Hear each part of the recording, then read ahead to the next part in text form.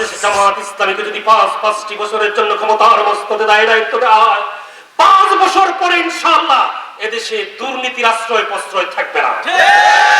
৫টি বছর যদি দুর্নীতি মুক্ত দেশ শাসিত হয়, ৫ বছর পরে আমরা সেই উন্নত রাষ্ট্র সিঙ্গাপুর মালয়েশিয়ার সাথে তুলনা করতে পারবো ইনশাআল্লাহ। বাংলাদেশে কোনো সমস্যা নাই, সমস্যা শুধু একটাই, সততার অভাব। দুর্নীতিতে আকুণ্ঠ নিমজ্জিত, একেবারে অজপাড়া গ্রাম থেকে শুরু করে, ভূমি অফিস থেকে শুরু করে, ইউনিয়ন কার্যালয় থেকে শুরু করে, গ্রামের হামরা চুমরা নেতা আন্তা থেকে শুরু করে সর্বত্র অসহায় দরিদ্র মানুষ, এতিম বিধবাদের টাকা পর্যন্ত লুটপাট হয়। এমনি ভাবে অফিস আদালতে ঘুষ দুর্নীতি ছাড়া কোনো কাজ হয় না। সচিবালয়, দেশের সমস্ত কর্মকাণ্ডে দুর্নীতি লুটপাট হয়। এই কারণে আমরা পিছনে আছি। সুতরাং বাংলাদেশ জামাত ইসলামীতে যারা ইতিপূর্বে নেতৃত্ব দিয়েছে, মন্ত্রণালয় চালাইছে 2টি মন্ত্রী, নিজামী মুজাহিদ সাহেব, তাদেরকে দুর্নীতি পাওয়া গেছে? ফখরুদ্দিন মঈনুদ্দিন অনুবীক্ষণ যন্ত্র চালিয়ে আবিষ্কার করার চেষ্টা করেছিল 2 টাকার দুর্নীতি আবিষ্কার করা যায় কিনা।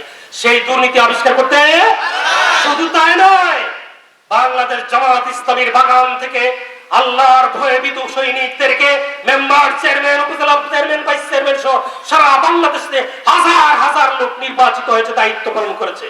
কারো ব্যাপারে 1 টাকার দুর্নীতির অভিযোগ নাই।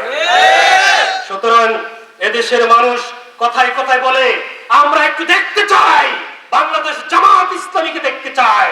ও সবাইকে দেখে শেষ, জামাত ইসলামীর বাংলাদেশ আসলে দেখতে চাই কেন? পরীক্ষিত জামাত ইসলামী। সুতরাং সেই পরীক্ষায় উত্তীর্ণ বাংলাদেশ জামাত ইসলামীর দাঁড়িপাল্লা প্রতীকে যদি আপনারা জয়যুক্ত করতে পারেন, তাহলে গভরগাঁয়ের পরিবর্তন হবে। সেই সাথে গভরগাঁয়ের মানুষের বিজয়ের পতাকা নিয়ে সংসদে যদি আমরা কোরআনের বিজয়ের জন্য আগামী দিনের সংসদটাকে আল কোরআনের সংবিধানের আলোকে গড়ে তোলা যায়, তাহলে সারা দেশ শান্তি পাবে, স্বস্তি পাবে, উন্নত অগ্রগতি সাধন হবে।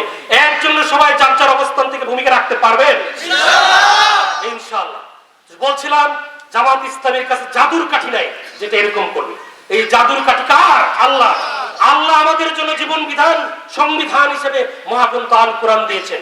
সেই আল কোরআনের ব্যাখ্যা, শিক্ষা, প্রয়োগ, ব্যবহার এবং পদ্ধতি, সুন্নাহ, মডেল, নমুনা, আদর্শ রেখে গেছেন আমাদের রাসূল এবং সাহাবায়ে কেরাম খোলাফায়ে রাশিদিন। সেই পদাঙ্ক অনুসারে পথ চলছে জামাত ইসলামী। সেই আলোকে এই ব্যক্তি, পরিবার, সমাজ, রাষ্ট্র ব্যবস্থা পরিচালিত করতে চায় বাংলাদেশ জামাত ইসলামী।